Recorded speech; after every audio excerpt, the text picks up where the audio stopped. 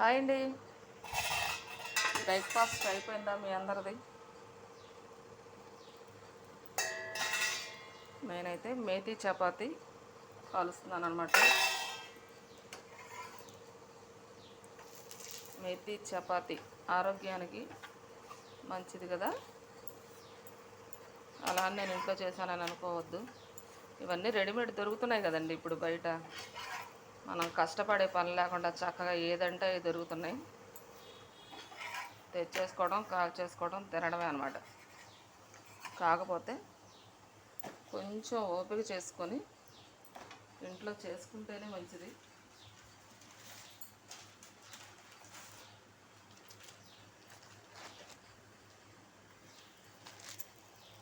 పిండి తెచ్చి కలిపి చేసి ఈ బాధ అంతా పడే బదులు ఆ డబ్బులు పెట్టుకుంటే ఓ ప్యాకెట్ వచ్చేసి కాల్ చేసుకోవచ్చు అనిపిస్తుంది ఇప్పుడున్న పరిస్థితులను బట్టి.